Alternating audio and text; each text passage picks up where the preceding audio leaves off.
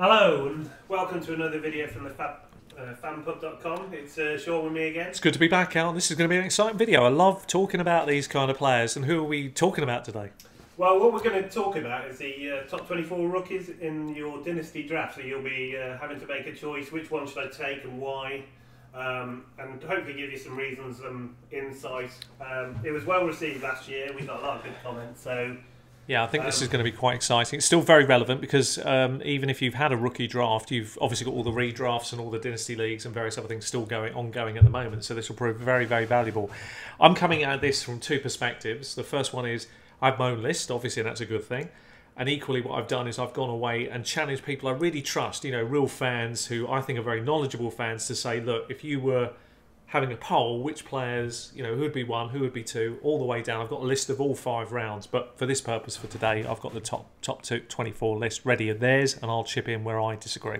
And I don't think it's. I think it's fair to say we're no different to anybody else. Saquon Barkley is number one. If you've got number one, you're lucky enough to have number one pick, then you take him. I think we can talk a bit deeper on this as well, because this is where we need to really be honest and quantify, because I think this is good for anybody, and people need to know this stuff. Even people we draft against need to know this, how high we are on him.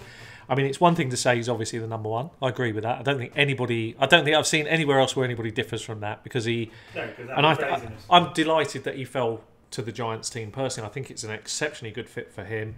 And I think it's come at the perfect moment as a player. I was just thinking everything will really work well. Him and Beckham should be really good 1-2 punch. And whoever, Eli is in the twilight of his career, probably within the last 2 years. But this is a real good that was about 5 years ago. Well, now he's in zombie. I think this helps him a lot. But what I'm going to say is this, is how highly, if we're talking redraft, here's a very fair question. How highly do you value Saquon Barkley?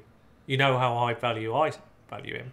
Yeah, how high do you value him? I think we've had this sort of conversation off camera. Just for the benefit of people listening in. I think, for me, depending on your league, I think if you're on a deeper league like we play in the 16-man that are really tough, running back position is a premium. Yeah. The scarcity of the position means that he's got to be where would you put him? Number 6. Okay, so I mean we're both pretty close to each other here. I've got him at number 5. And the only reason I don't have him any higher is he's unknown. And that may shock a few people in our league, but in truthfulness, if he's sitting there at 5, I'm taking him. I'm not going to hesitate. I'm not going to hold back. And I'm expecting this will push the price straight up, because we both have him in that high regard. But I suspect, because of the kind of players that we draft with, this is no shock. But it could be very good for people who are watching our podcast, because I have no qualms taking him that high. I've not got no fear at all. And it's often the case, when you have a prospect as good as this, they do succeed very well year one, and there's a lot of data to back this up. And I think this guy does everything, so I'm very excited to see what he can do. And it wouldn't surprise me that next year we're talking about him as a top 5 candidate again. The other thing I would say is there's a lot of Saquon Barkley fever. So if you got somebody in your league that's going to give up, a stupid amount of already, trusted players that you know what you're going to get from them. I mean, some people are talking 4 first round. You cash in. You cash in if you can get it. But I have seen some pretty big offers refused on Saquon Barkley. But you've got to. What would make you trade that pick? What's your limit? There is no limit. It just depends what's on offer. I'm considering him already in that range of being a top back. So it's going to need a lot for me to budge. That's going to need some picks and a player that's going to be serviceable for this year. So if someone would give you their next year's first round and DeAndre Hopkins, would you take it? I would take it, yeah. So, there are some people talking crazy. But there are other people who wouldn't do it, who wouldn't even trade that, or there are other people who wouldn't even buy on that price, which is crazy to me. But I would, because DeAndre Hopkins is also excellent, and I'm getting a first round pick. I might do more damage with that. It's an extra commodity to my team. Would you take Antonio Brown on the future first round? Or their first round this year? No, I'm going to keep Saquon Barkley, because I think he's going to, Brown is. I love Brown, but he's at the end of his career, and there's a lot more I can do with Saquon Barkley than I can with Brown. All right, Kareem Hunt. Say they've got 105, you're at 101. It has to be Kareem Hunt.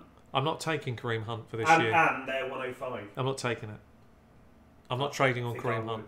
I'm not touching. We could debate. All right, not Kareem Hunt. Then no. Who do you think of give me Alvin Kamara, and you'll have a deal. Oh yeah. You know, I'd have would a you deal. trade Kamara?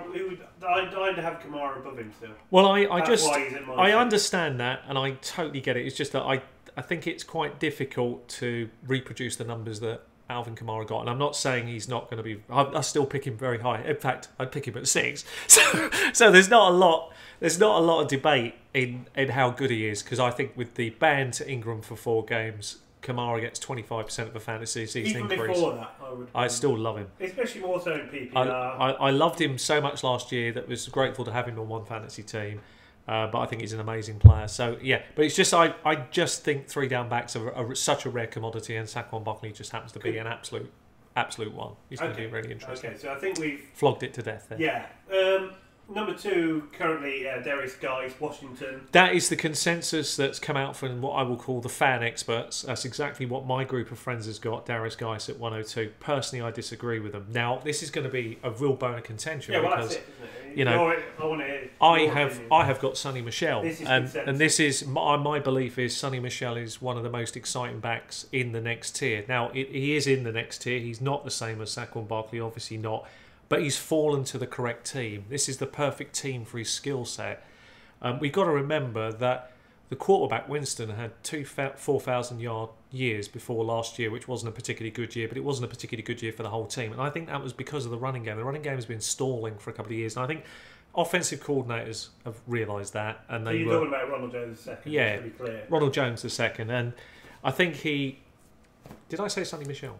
Yes. Sorry, I do apologise. I mean, Ronald Jones II. Do apologise. My thoughts were first rate. I do. Yeah. I do apologise. Sorry, I think I had Sonny Michel in the head from previous video, but yeah, no, it's obviously Ronald Jones II because I really do absolutely believe the skill set is perfect for this offense, and I think there are so many reasons why. And he is such a smooth catcher of the ball, which is an area they're desperate for. Is he a runner of the ball? Though? Yes, he can be. Yeah, he's small. Look, he's small, though, yeah, but small... Alfred Morris was titchy for the Giants and was fantastic. He was really nippy. He was thunder and lightning. He was dangerous. This is the same kind of guy.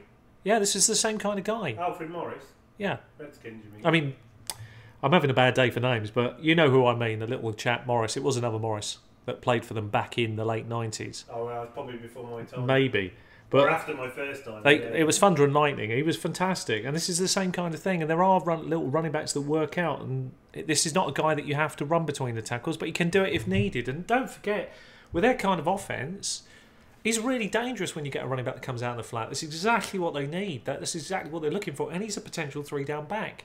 So I think when you've got the team, because they can play a spread offense, and he'll definitely benefit from it. So I really love him. Yeah, Ronald Jones at number 2. Basically. Absolutely do. And the consensus, so it's clear, have him at 5, which I think is where generally most people have gone. Mine differs depending on what format you're playing. If you're playing PPR, Guice is curtailed by Thompson, because Thompson's going to be the passer. I totally understand that, yeah. In standard, Guice will get the running work, because Thompson can be brittle. They were worried about that. I think what you've highlighted out is perfect, because I think that's exactly right. In redraft, Darius Guice, in that kind of format, standard definitely makes lots. You know, I get the logic there 100%, but he's not a 3. He's not going to be a 3-down back. Because I love Ronald Jones. I've got a very, very high suspicion he's going to prove to be very, very good. Ronald Jones I think could be good, especially more so in full point PPR. But yes, because of the catches, I would worry about the running work. He might get it, but I wouldn't, because he's small. He is small. Yeah, he might be good. Number 3 consensus is Rashard Penny of Seattle. Dodgy O-line. They've had plenty of running backs. Since Marshawn Lynch, they've had plenty of running backs. I'm okay with that, and he is 3rd on my list at this stage, given everything that we now know. So I'm comfortably happy to go that. So that's exactly the same as the fan consensus here. So that's exactly the same. Rashard Penny at 3. So I agree with that, and I think the reason is opportunity. Yeah. It's fit opportunity.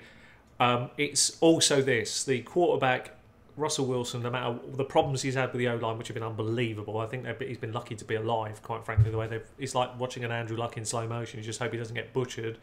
It's a good job he's quick. But this will help. So this guy will help him because he's an outlet valve player, and I think he's going to thrive. He's probably got the smoothest hands out of the entire group, including Barkley. So I think he's a slightly smoother catcher than Barkley.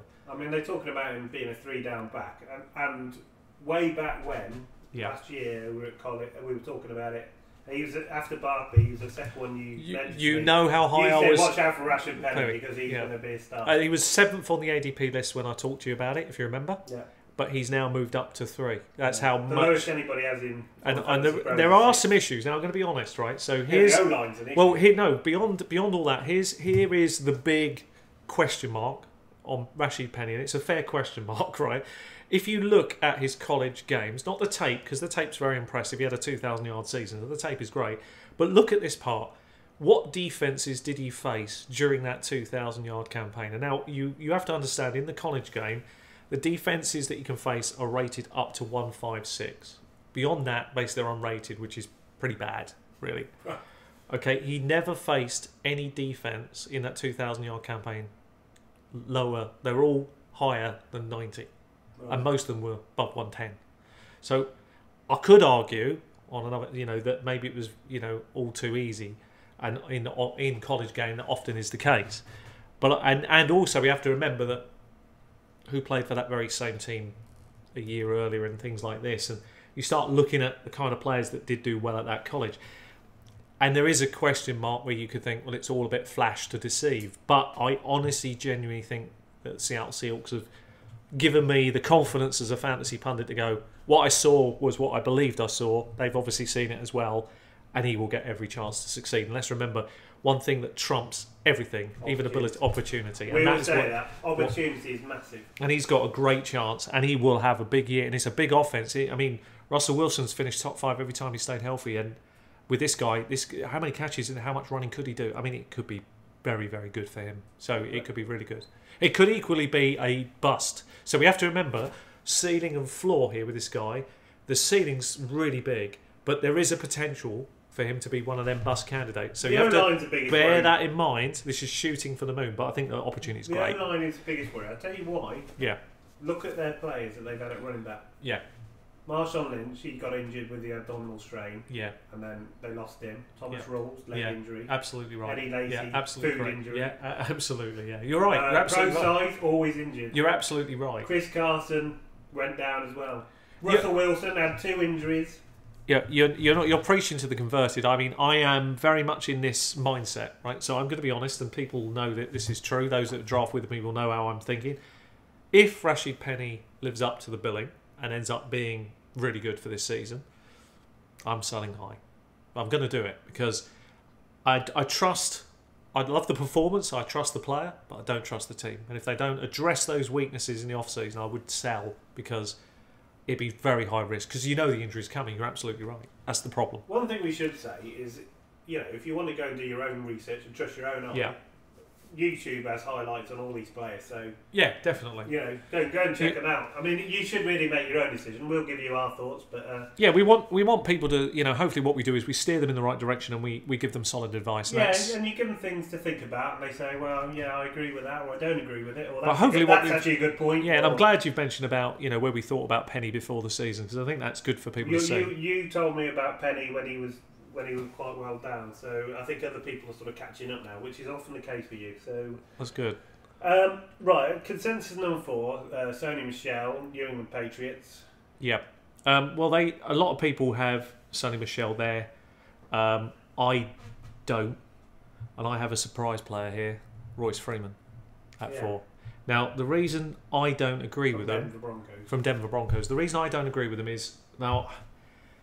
I've had to draft this chap, and I'm not happy about it, right, in a Dynasty League. I'm not happy, but I understand it was what had to happen. Now, there is a chance, New England is New England. We've talked about this in a previous video. We know that they're a running back with them, and they picked him high, so it's like, they want to use him. I was really surprised when they picked him. I was shocked. In the first round. But I do worry because their track record is such, like we spoke about, they have a tendency to, he could be really hot to start the season, and I would almost be thinking, sell high, because I don't know what's about to happen. That's what worries me. But I do worry that it's New England, and you just one mistake, a doghouse, a fumble. Fumbles are impossible to predict, but you could go to the doghouse with 2 quick fumbles. Not that it's his fault. Well, we've seen it. We've seen it happen. So that's my issue. Now, absolutely, the fans totally on the sites I've agreed with, and when I put this poll out, absolutely have Sony Michel nailed in at 4 at this stage now, which agrees with what you're seeing. And I get that, but I'm Royce Freeman all day long, and we'll talk about him in a minute. Yeah, we'll talk about him a bit lower down. On with you, I'm not complete. After watching the way Bill Belichick runs the New England backfield, there's plenty of people there. Gillisley. Yeah, there's Burkhead. Sorry, Buckhead. Yeah, I mean he's Buckhead. Buckhead. I like his nickname. Buckhead's the one you gotta watch. He's the tough man of the group. Yeah. He's brilliant. He can't eat with his helmet anymore, but even he, he had all the metrics going for him, and there were moments where he flashed and looked great, but they didn't use him enough, and that's the worry, isn't it? I mean, it could be another committee disaster, couldn't it? And I just don't really want it, if I'm being honest. Well, there's you just never know. Jeremy Hill could just steal your touchdowns. Just don't know, do you? This is the problem. And, you've got James White as well. So I understand why people would pick him at 4. Get it. Totally understand he's one of the better prospects. Of course he is. The fit's good. Good team, high octane. But I'm really concerned. It worries me. Okay, we'll move on to number 5. That's Nick Chubb of Cleveland Browns. Picked in the 2nd round. I'm a lot lower down on Nick Chubb, but I have, and the fans have different as well. So the fans here put Ronald Jones. Now you know where I put Ronald Jones. So that's where the fans have put him. Talked about Ronald Jones in a different point, but we'll talk about it in a minute. We'll stick with what you've got on yours, which is Nick Chubb. Well, this is like the fantasy sort of consensus. This is an interesting change. So this survey, by the way, is of 300 fantasy fans who I trust on different sites, who I believe, if they give me a poll information, I'm going to be honest and fair with it, and they're people I like what they're telling me, and they have put Nick Chubb at 9. So to give you some feedback on that. Yeah, I totally get that. I mean, this guy could have been, as high as 2, as high as 1 before the injury. He had a bad injury. It could be the steal of the rookie draft. But if it could be a steal of the rookie draft. It's possible. He plays for Cleveland Brown. It's a muddy backfield to begin with. It is. With Hyde there, that's the problem for you. I like him. I've got to say, I do like him. But if you had to, if we're talking about a redraft league, it's one season. You've got to get it right. I'm not touching him in a redraft unless he's a real. Unless it's a value, yeah. Yeah. What kind of value would it have to fall in roughly? What kind of round roughly? We talk about average league, at 12-man league, that kind of size. Where would the value be? Would it have to be outside? 9 or 10. I don't think it'd ever fall that far. No, I don't. But you've got Carlos Hyde. They paid him a lot of money. I think Hyde will be gone after this year. Yeah. Unless he's brilliant. They got Duke Johnson. He's going to catch passes. He's going to muddy it up, and they don't like playing rookies. He said that. He doesn't.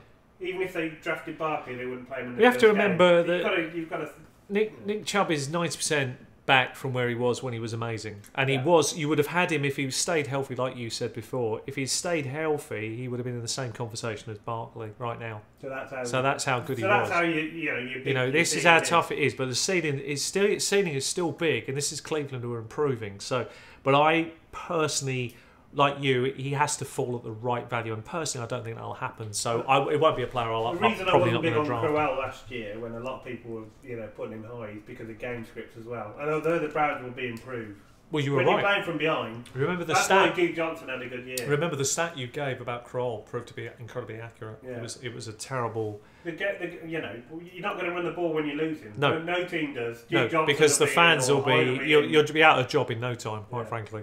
No, I agree. But I get where the fans are going with this, and it's interesting that they don't agree. Personally, my feelings on Nick Chubb are the value. If it was at the right value, yes, but that will never happen. So the answer is he's probably never going to be drafted by me. Dynasty, I'd take a punt if I had a pick inside the top 9, and if he fell to 9, I think that's fantastic value.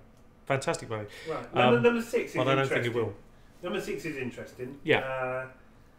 In all our leagues, pretty much without fail, apart from one exception, which was this guy, running backs were the first 8 off the board. Yes. This is a guy that split him in one of them, and that was DJ Moore. I know he was probably the third or lower wide receiver at one stage, but as the draft got closer, this is good we're talking about. He gathered momentum, and he swiftly became the number 1 draft prospect. We'll talk about this when his name comes up, but he's not my number 1 wide receiver. This is DJ Moore. And you know who my number 1 wide receiver is. We'll talk about this in a minute. We won't say anything now, but I like DJ Moore. I think the fit's good. I think for Dynasty, I think it's fantastic. I think for year 1, opportunity's all there. So you got Funches as wide receiver 1 at the moment. Quarterback's really good. Cam Newton's a really good quarterback. I kind of like the direction the whole team's going in.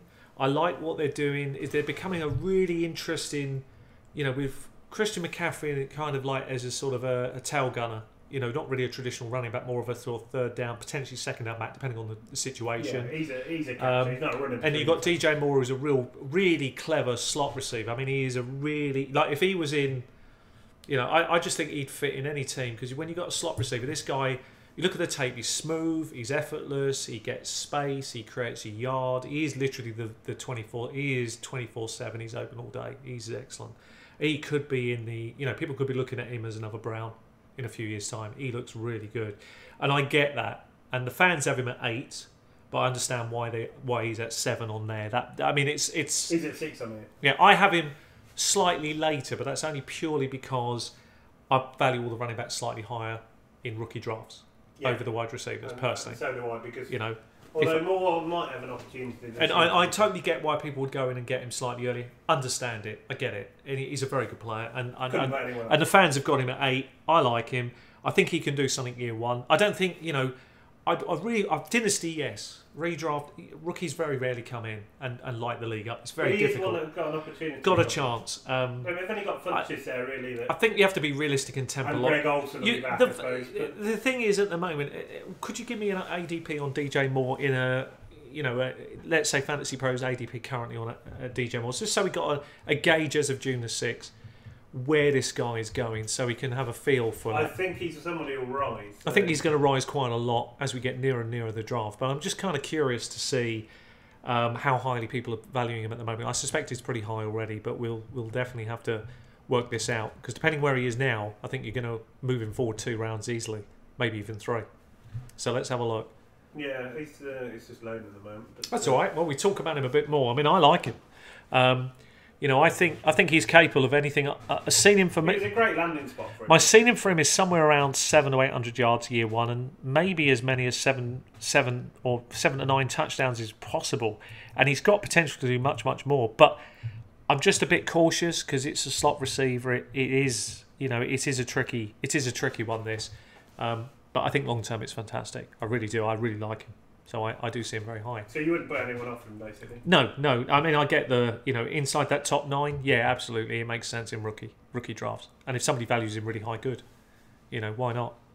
I certainly used it to my advantage in one league, that's for sure, where I was picking and I would have gone a different wide receiver. So where are we on ADP?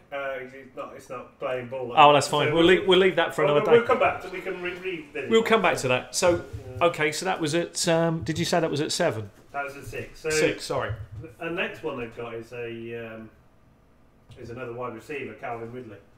Way too high. The fans have Calvin Ridley at 10. Can I tell you honestly? Yeah. I have Calvin Ridley outside the top 12. Really, that low? Yeah, I do. Yeah, lots of reasons. Don't get me wrong. I think he can be a great foil for Julio Jones. I think he can come on and do well there, but there's a lot of change to happen before that happens. I mean, I think Calvin Ridley's a prospect in Dynasty, sure.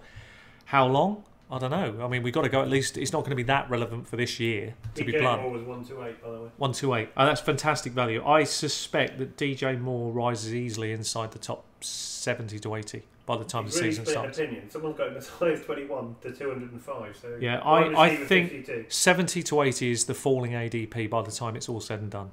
I think that's what we're looking at. Top 100, do you think? Yeah, I think so. When it's all said and done, I think that's probably too high for me. It's too rich for my blood. But obviously, if I'm looking for wide receivers and I've gone running back heavy, I would take a chance on him. Yeah, absolutely. And that could happen. So, yeah, I mean, I certainly wouldn't mind a punt. So, with Ridley, you're probably looking behind. He's going to be behind Sanu. He's going to be behind who? Yeah, I mean, the problem is that you have to look at this. So, as much as we think, well, Julio Jones is getting older. Let's be honest. Let's just go back a step here. Hang on. This is a bit like talking about Antonio Brown without the touchdowns, isn't it? Julio Jones, the one negative or knock on him is he doesn't get many touchdowns. And every year they say they're going to target him on the red zone. And the truth is the guy does 1,400 yards every year. Yeah. And the touchdowns are all over the place. But why does he not get the red I don't know. I really don't know. I've no idea. I mean, when I look at him on tape and you look at all the, sometimes he is open, and that's the weird thing about it. Sometimes I think he's there. back shoulder phase pass, it's there. I suppose he's going to take a lot double coverage. So for Calvin Ridley, this is the issue, right? So if I said, would I take him in Dynasty? Yes. So if you fell into the second round, I'm not taking him inside the top 12. I've got other players I target. If he was there in the second round, yes, I would take him. But the reality is that by the time he becomes anywhere near relevant, the quarterback will have gone. Don't know who's going to be the quarterback. Julio Jones may have gone, and the entire offense may have changed. So I'm not a fan. Sorry, not my cup of tea. The fans pick him up second year. The fans have him at 10. The fans have him at 10. So there's a lot more people who like him than me. So that's fair. Okay, number 8 is Ronald Jones, the second we spoke about. Well, I love him. We've touched on him. I don't think we need to belittle a point. The fans He's have as high as 3 on the end. The Ronald Jones. The fans have him at 5. So the fans, this is people who a 300 list. Experienced drafters really like the opportunity. So even though they're not as high as me, they've still got him inside the top 5. So that's pretty good. It's pretty strong. Okay, number 9. Interesting one. Cortland Sutton.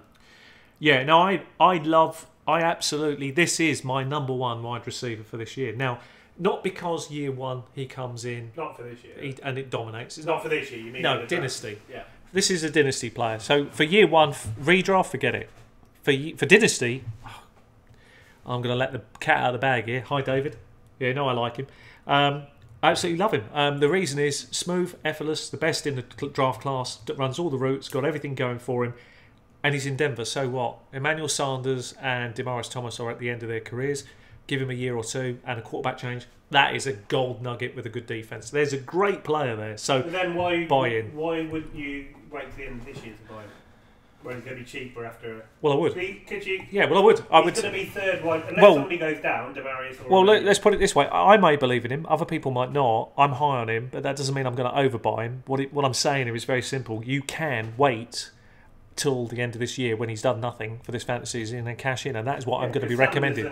He is my number 1 wide receiver because the offense and the defense combined will change at the right time, and I think their defense has been solid for a few years. It's going to get better, and Elway knows 2 things. He knows his quarterbacks and he knows his wide receivers. So I'm absolutely no shock. And I'm not surprised Sutton went there. I was delighted, and you know how high I was on him, and then he went there, and I'm well chuffed with that. Because he'll fly under the radar. I nearly got him. I was sitting at 13. I'd done a lot of manoeuvring in one Dynasty league. And I'm thinking, if he fell to 13, it's like... Well, David's a Denver fan. Yeah, I know. It wasn't going to go. But I thought if he did, that would have been the steal because of all the things I'd manoeuvred. I watched highlights of every wide receiver in this draft. And I had him... He's the only one I had rated at 5 stars. Yeah. The one I had at 4.5 is something we'll talk about later. Yeah, me too. And I think I know who you mean. And I love him as well. So, but it's interesting this because nobody else but me has got him inside. The fans don't even have the guy I like as my number. I'd say he's my number 2 actually, over DJ Moore, and he's not even inside the top 12, which has surprised me. He might well be actually. There's 2 actually, I think. He might be in their one, but not in our fan list, which is interesting. Number 10 is Royce Freeman, who you said you had. Yeah, we can talk about him now.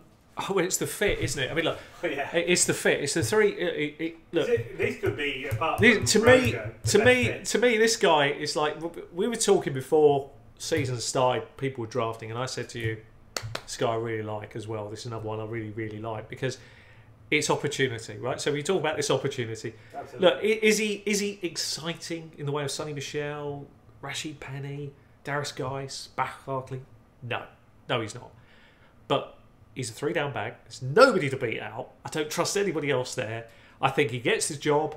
I think he's going to be really, really good, and he's sneaky good value. We're talking about a good team that has got some great wide receivers. I'm not overly enamoured with the quarterback situation. Who's out? Devontae Booker. It's nothing. It's nothing. If he doesn't win that job, then he is crap. Right? That's the reality. But you took a shot for glory when you pick a player like this because you're getting him a bit cheap. I mean, you see how low they rate him. That's great value. I'm delighted to have him in one Dynasty league. Chuffed to bits to get him, to be honest. It really does. And I think he's going to be one of these... He reminds me an awful lot, and it is not a negative, of like Frank Gore. I mean, he's got to play. He's got to play with Devontae Booker. Any other, and they got Henderson as well. Nothing to worry about. There's nothing. If he doesn't win this job, then frankly, you just have to put your hands up and say it just wasn't good enough. If you can't beat those guys out, there's no. It does not seem a muddy backfield. This looks like you get near the season, you're about 2 months out, and they go, and we're getting close to that point. Well, we've just we've started to realise, you know, that he is more of a 3-down back. I mean, the rumours are already coming out. He's going to get the job. And that's a great bargain player. I love him. Yeah. And the fans have him at 6. So that gives you an idea how much they trust him. You can get him at 10. So the fans, this is really good drafters, are going 6. Now, if they can get him a bit later, of course, they'll take him later. They're not going to necessarily take him at 6. I think I had him at 7. So I like him. You're similar. Yeah. Yeah. I'm delighted to have him on a team. Actually, yeah. I'm really delighted to have him on a rebuilding team because I just like him a lot. Another guy they're talking about, but he's in a... This opportunity isn't as good. It's Kerryon Johnson at 11. Yeah, I've got him at... see, the fans... They said he was a 3-down back this week. Fans have got him at 7. I had him at... He was the end of the running back list for me, so he was the bottom of the list, which was no disrespect to him. Well, I'll tell you why. You've got Theo with it. Yeah. You got Amir Abdullah. Yeah, and it's Detroit. Yeah, they haven't had a great run game. No, that was the only reason. But I do get he could be the number 1. And, you know, when you're looking at rookies, that's great when you're picking him up at 9 or whatever he is. So I get that, but I just don't trust Detroit. It's not a player I've kind of targeted. But if he was there and it's the only option, I would have taken him. Okay, moving on to 12, Christian Kirk. And he's a player you quite like as well, isn't he? Yeah, well, there's a few other players the fans have got which are kind of interesting. I'll have to go back a step in a minute. The fans, by the way, just for reference, have got Mike Gesicki, the tight end at 11. Now, I don't have Gesicki inside the top 12. I do rate him, but I never wanted to put him that high on the list. But you know how high I was before the season started. So I had him as my number 1 tight end, and I'm delighted that the fans are moving that direction as well. That makes me really happy. He's a pure fantasy. He could be a great fantasy. But we'll talk about him in a minute. So we go back to the pick here. So it was Miller, was it? Christian Kirk. Christian Kirk. Now I like Kirk. Again, good opportunity, great situation, good fit, and the sky's the limit. Really, not for year 1, but longer term, going into 2 and 3. I think is very exciting. So, do you think he is the eventual successor to the great Fitzgerald? Yes, I do. I think this is a brilliant situation for him because you've got a really good pro. Now, some players don't, you know, there's a really good example of this. Brett Favre hated Aaron Rodgers, right? Just put this out there, right? They hated each other. And he wouldn't teach him anything. But actually, to Aaron Rodgers' great ability, he still studied the guy when he was playing. That's what he did. So he said, okay, you're not going to teach me anything, I'll watch you then. So there's a begrudging respect for each other now that they're both great and they both admire each other a great deal. So the initial disrespect has been... Fitzgerald is not the sort of person. No, but Fitzgerald is the kind of guy that absolutely does the opposite. He takes people under his wing and he knows his career's coming to an end. And I think he wants to move into kind of a coaching capacity. It's potentially possible with him. Don't know what standard he'll reach, but certainly wide receiver would be no issue. He'd have him in a heartbeat. He's great, and he will bring him under his wing and bring him on. And I think when you've got that kind of mentoring, even for 1 season in the NFL, you know, it's going to speak volumes. A very, very intelligent bloke, is Christian Kirk. Very, very high metrics on it, and a good separator. And I like I like the way he plays. He plays tough, and it's going to bode well for him here. But it could be special team for this year. It could well be mine. Yeah, glimpse. It's a dynasty pick, speculative. It has no value in redraft really. I mean, it's a punt, and that punt could prove useful as the season wears on. But that's all. 13 is a player we both really, really like. I'm going to have to bring up my list here. And Anthony Miller. Well, this is the same. He falls exactly at the same part as the fans have him. I have Miller up the list now. For me, Anthony Miller has got everything right. Opportunity, quality, speed, separation, plays tough. Reminds me so much of DeAndre Hopkins. He reminds me of Beckham. And I'm going to be honest and make a bold prediction. He's going to be a breakout player for year 1. Anthony Miller can be special. He is the only player I've seen in the last few years for wide receivers. Can he be fantasy relevant year 1? Yes. Yes, he can. I've watched the tape on him. I believe he can, year 1. I think the 2 one-handed catches he's made. Yeah, he's brilliant. 2 circus catches. So let's get this out there now. Anthony Miller, year 1, 2015 stats. Look towards OBJ. Look towards DeAndre Hopkins, dominating player. Can do it year 1. Get your money on it. Back it. It's a great player to pick because you'll get him at a cheap price. That is very bold to say. Right? It's a cheap. You'll get him at a cheap price, relatively cheap in most leagues. I don't know what his ADP is at the moment. It'd be great to find out in a minute. But I absolutely love this kid for this year, and I am absolutely convinced if you're going a 0 RB strategy, right? Because you know some people are. This is a brilliant player to have as your 5th or 6th wide receiver. If you're going RB heavy, This is an amazing wide receiver, if I'm right, to pick up. I don't know if I'd go as high as him originally for year one, but he is a player. I'm going bold out for this player. I'm going very, very high for him for this year. I'm expecting big things, right? So what I'm going to say to you now is, and we'll put this 72 is age. Right, I'm going to give you where I think he'll fall, right? So that in points, okay? So you don't have to overstretch for him, but I predict he will score more than 160 fantasy points year one, and that's a huge prediction for a rookie. So let's just get that out there, and I'm going to say, look, I really believe in him. And the reason is, I think Chicago has got an improving team, an improving defense, and this guy's come at the perfect moment. And so when you look at what they've got for pieces, this is exactly what was needed for them to strike hard now. So I really like it. I defy anybody to go on YouTube yeah. and look at Anthony Miller's tape highlights yeah. and not be impressed. It's massive. It is so eye-catching. So I really like him. Now, I could prove wrong. And apparently he's a really hard worker, which helps as well. But you know, let's be honest, if this kid scores, if he goes above 160 fantasy points, that is not only a bold prediction, it's amazing. But also, if he's close, if he's within 1 for 20 points of it, that is amazing for a first-year rookie wide receiver. Because everywhere else, everybody will rightly say, I get it totally, you know, rookie running backs have much more chance of doing what you want them to. Get it. But occasionally, just occasionally, somebody sparks that. Yeah, that's like a Michael guy. Thomas. You know, and I think this is a kid. So, Alan Robinson's going to get all the attention. Yeah. Probably double team. Probably. And this guy's got a great chance. And he's the uncontested number 2 straight away. And I just think good things are going to be there for him. And he is a red zone. Oh, he's such a good red zone talisman. So I'm really, really confident. So, yeah, I'm striking hard. I happen to have him in Dynasty League. So I'm saying now, he ain't going cheap in any league. You're not going to find him sneaking under the radar and think I'm drafting. So I have to put that out there. And people who have drafted him ahead of me have just done it just at the right time, which is really cool. It's good to see. I took him in our Dynasty. Just as he was on my list to go. I do like the way we think there. That was really cool. Right, okay, 14. Moving on, Michael Gallup, another wide receiver. The fans this is opportunity at Dallas. Fans have exactly the same point, and I'll be honest with you, I kind of agree with that. I think that's about spot on for me. Opportunity.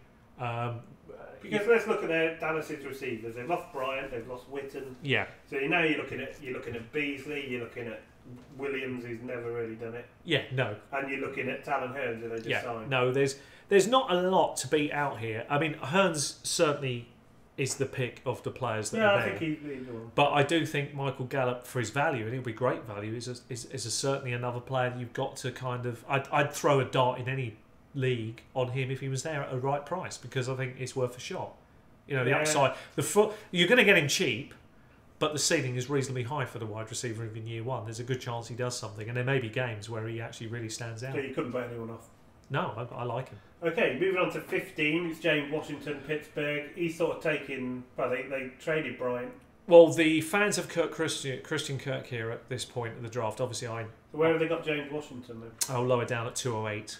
Yeah, I'd be lower on him as well. Me too, and I'm a little bit lower down than that. And there's a few reasons. But again, he's got opportunity. I mean, Darius Hayward-Bay is their number 3. Well, I think it's hard to get past. Well, we previously spoke. I mean, if you're looking at it logically, the truth of the matter is you've got Antonio Brown. No one beats him out. He is Mr. Consistent. The only thing that stops him is injury. Yeah, and then you got Juju. Then you got Juju Smith-Schuster. I do trust he will continue. He will be number 2. And that doesn't leave. I mean, there is work, but not a lot, and that will probably be split between several players. It's a third receiver. It's a very difficult one. We're talking long term, though. But dynasty-wise, yes, but it's Pittsburgh with a changing team. It's not something I buy into. I don't buy into it. So for me, even in dynasty, you won't see me unless it's the best value player there at that moment in the draft. Yes, of course. I won't be drafted, but it's not unless he really falls. It has to fall. So not for me. So no. But I get the logic. I see that, but not in redrafts. Okay, we'll move on. 16. This is Baker Mayfield, the number 1 overall in the. Interesting. The fans have got Hayden Hurst, the tight end. Then they have Baker Mayfield. So that's quite interesting. Now we'll talk about Baker Mayfield. You know, again, this is good because we can talk about this. He's not my number 1 quarterback, so he's not my number 1. It is the fans' number 1 quarterback. I get that. but he's not mine, and I don't like the fit. I think he'd be my number 2. I totally get it, but it's Cleveland. He's going to need time, and I just hope he gets the time. I hope he isn't thrust into the if unfortunately he's have a disaster. For a quarterback as well, isn't he? Yeah, there's a few problems for me with him. I've got to be honest. I mean, it's probably better I just get it out of the way. Look, I like the guy that no one likes. I like Josh Allen. Okay. I love him. But he's got the big arm, hasn't he? He's in Buffalo. Okay, well, we'll talk about Josh Allen later. I think he's my 1, and Lamar Jackson's my 2, and the fans have Lamar Jackson at number 2 as well, which is very interesting. So that's good. I don't, that is the kind of ballsiness I'm really pleased to see. It's great. Not 1 overall, but one of the quarterbacks. Yeah, it's good. I had him at 2, and I thought that was ballsy, but things have moved a long way forward. Even the fans have got Lamar. I just think you look at the amount of touchdowns he scored, the amount of rushing yards he's done. Just check his stats out. He's in the right fit for it. It's going to be a great. He's more of a runner than a thrower at the moment. Yeah, it's great. He's raw and throwing. Wonderful situation. Got I've been reading reports. He's got a real big arm. And I really like him for year 2, and I think there's loads of reasons why he could end up being his team. He's only got to get past Flacco, and everyone knows. It's only a matter of time. His days are numbered. Yeah, matter of time now. And this bloke could be. Well, let's not say Michael Vick. That's quite lazy, but he is a comparison. He could be a comparative player. Well, he has the potential. Let's be honest. Let's just go back a step. There haven't been too many quarterbacks that have the capability to run for 1,000 yards on top of throwing for 3. He's got that capability. So yeah, he's Michael Vick-like, definitely. And 16 touchdowns. He's definitely doable. So he really interests me. That's why I had him at 2, and I think he's great value. And he's really sneaky in the second round of the rookie draft because, some people had him really late in the second round. I thought that was just a steal. I think Mayfield's okay if he thought he'd still be my second, number 2. Oh, I get it. It will get a job, and when you're building a team, that's what you're looking for. And Cleveland are improving, so it does make sense. Okay, at 17, Josh Rosen, Arizona, another quarterback.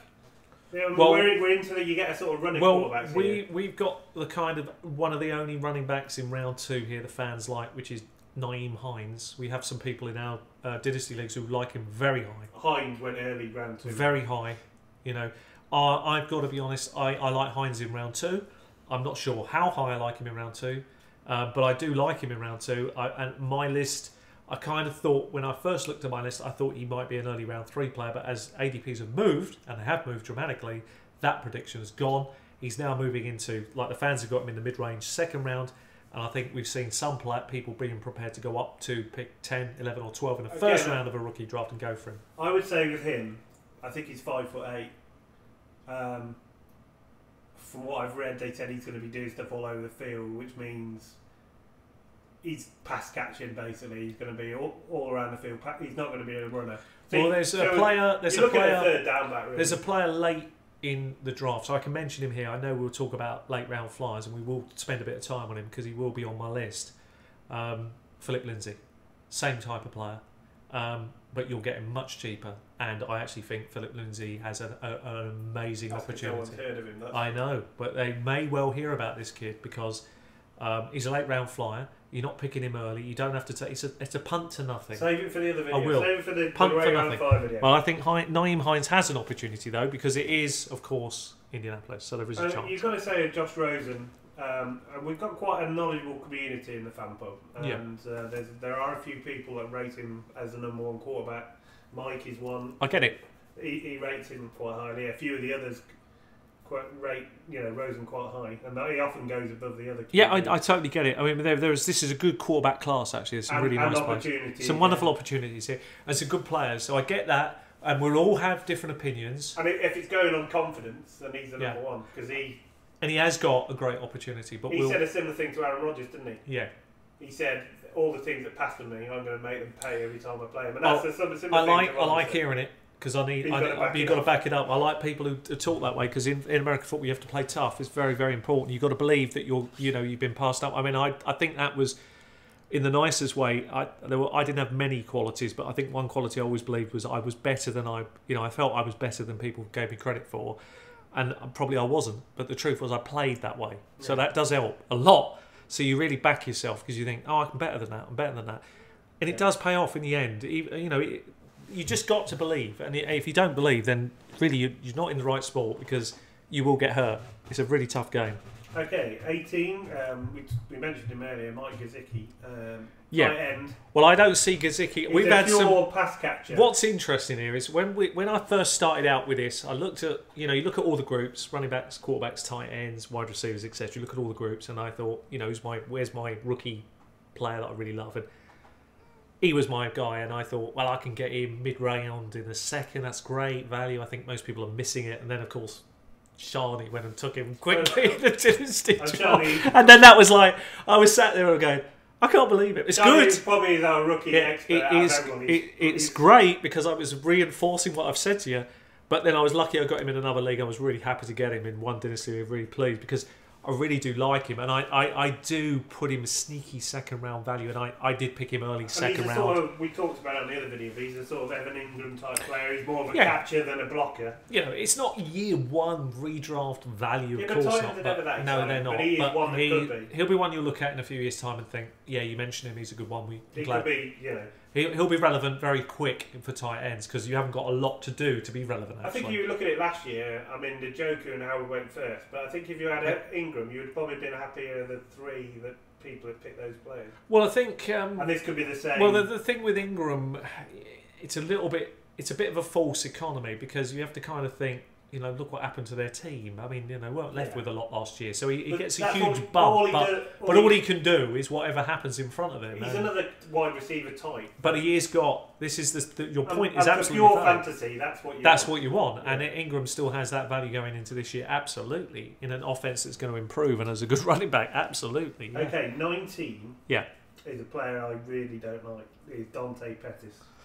Yeah, you see, the fans have not at this level anyway. Yeah, the fans have got Dante Pettis at 210. I didn't have Dante Pettis inside my first two rounds, so no, he wasn't on my list. I'll tell you why I don't like him. I like reading the beat reports of all the OTAs and the rookie camps and everything. Yeah. And there's a guy that me and you both like who'll probably be on our late round flyers. Go for it. Richie James. Yeah. Absolutely, yeah. And he was absolutely outstanding in the rookie draft. He outshone Dante Pettis big time. You can pick him up. Yeah, much cheaper. Like. Yeah, absolutely right. I haven't got a lot of love to give this guy. I may be proved wrong, but it just doesn't. It's early days. It just didn't look right before the draft. It hasn't looked right since the draft, and I'm still adamant that I will be proved right. I mean, San Francisco are an improving team. With Jimmy Garoppolo, the hell now. I like what we saw. They hit real form, I liked what we saw out of Garoppolo, and I feel that. He was the heir apparent to Brady, and I think for right reasons. I'm not saying he's going to be a Brady, far from it, but I do think the guy has some moxie about him, so he's going to be interesting to watch this season. I think San Francisco are improving, so we'll be good. Okay, we've talked about Lamar Jackson at 20. I'm really big on him. Yeah. And now 21, we're only going to go to 24 for this. Kalen Ballage, running back. Yeah, the fans have got him at the final pick at 24. I had Kalen Ballage round... really before it all started kind of outside the top two rounds, and I haven't changed my position an awful lot, although I know that he's been moving up ADP charts. He just doesn't interest me. It's Miami. I can't be bothered with him. I think a lot of people thought he went a bit under the radar, and then he had a good combine. Very good combine, yeah. And that sort of... He's done everything he can to give himself a chance. He will make the 53-man roster. This is Miami. Their backfield is pretty crowded. He could sneak out of the pack and by mid-season be fantasy relevant. Absolutely could. I mean, I like Drake there, but he Gore's could. But Frank Gore's in the mix, Drake's in the mix, and then you got this guy. Where's the value? And at what point does that feel? Being honest, I mean, because this is dynasty picks. You may only have a few, and you got to get paid dirt with them. And every missed pick, if you only got a few, is so valuable. Okay, let's move on. 22, Sam Darnold. Yeah, none of the fans have got him inside. To be blunt, inside the top 24. So the fans don't have him. Do I have Sam Darnold inside the top 24? No, I don't either. So no, he's not on our list for me. I'm not a fan actually. I'm just not a buyer of him, and I'm not going to be buying in anything at this moment in time. He was the consensus. Well, not the. Everyone thought he was going to go number one pick overall for a long time. Yeah, and interestingly, tell us why you think they didn't pull the trigger in the end. What do you think the driving force behind that was? Because everybody was saying for weeks that it was going to be Sam Darnold. I'll tell you why. Because what you get in these organisations, you get a GM. Yeah. And he's got his own ideas. and he likes a player, and that's who they take. And everyone goes, I like him as well. And, you know, because that's what happens sometimes. You get that one man at the top. You're right. I'm not saying he isn't good. No, look, this is Gordon, a good... And Gordon likes him, and he does his research. This is a good quarterback class. And all I'm saying is, if I'm being honest, this is just my opinion of these top 5 quarterbacks. Just my opinion.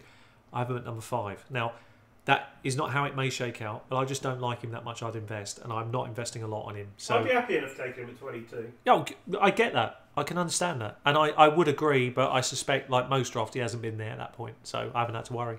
Now, number 23... Yeah. I've got to boo this bloke. Yeah. Called Dallas Goedert. Not his fault, actually. Yeah. Well, funny enough, the fans have him at the same point. Now, the Eagles, in a real draft, everyone knew that Dallas needed a tight end. They traded at one spot above him. Yeah. And they stole him. Yeah. And he's called Dallas. He was named after the Dallas Cowboys. Well, I think this is a bit muddy, actually, because if I had to make a prediction, this is where it gets really weird, right? So if you take Philadelphia Eagles, let's look at the tight ends they've got in their team. Yeah. So just go there to start with. So we know they've got Zach Ertz. Yeah. Got Trey Burton. No, Trey Burton's moved. Oh, sorry. The Bears, they've got Zach Ertz. That's where I was meaning to go with this. And he's a number 1 tight end.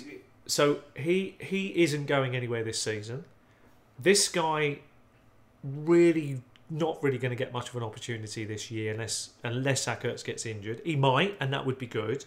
But you can't bank on that when you're picking a player. You need an injury for him to feature. Really, I don't think he's a good enough pass blocker to take any kind of real work away from Zach Ertz, so I think he's exceptional at this. So I'm kind of a bit mystified by the pick. I know that Zach Ertz is getting a bit older, but it does seem like just... He's 27. It's kind of a... I see what I think they're just basically trying to give themselves. It's having a. It's a weird thing to do. They didn't need it. I don't think in the draft at that moment in time there wasn't better options for the Eagles. So I'm a little bit mystified by the pick, and I don't think it would have. It's almost like they did it just to stick one to the Cowboys. It's a weird one, but okay, if that's what you want to do. I wouldn't put anyone off him either. To be honest, he's about right. It's a good shot at that point in the draft, and I do have him at number 2 on my list, and that would make sense to me. So I don't have a problem there. Now 24 is Tre'Quan Smith of New Orleans, but I mean, you want to put Hayden Hurst here because it's pretty close. I had the fans have Hayden Hurst at 204. I had Hayden Hurst as the number 2. I do apologise. The number 2 tight end over Dallas. He was my 3rd, and the reason I had Hayden Hurst is opportunity and fit and Lamar Jackson for the future. So I like that fit, and I think he's a hybrid tight end as well. And there are a few of those this year. But Baltimore's tight ends don't do a lot.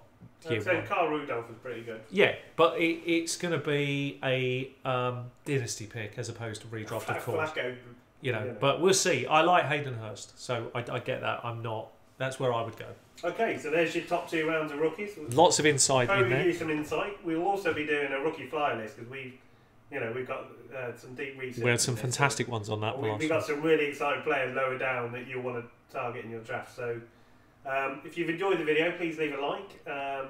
Share. Yeah, let us know. If we've made a mistake on a player that you really believe in, let's hear about it. Yeah. I'm always happy to hear what other people think. Because that's what it's about: information sharing and opinion sharing. Maybe you've heard something we haven't. But at least the one thing again that's great, I think, Al, is we've stuck our pin on something here. We've made a really bold prediction and several bold predictions, and that's good because you can look back on that for next year and have a look at those, and that's what we like to do here. Okay, thanks very much. Thank you for watching.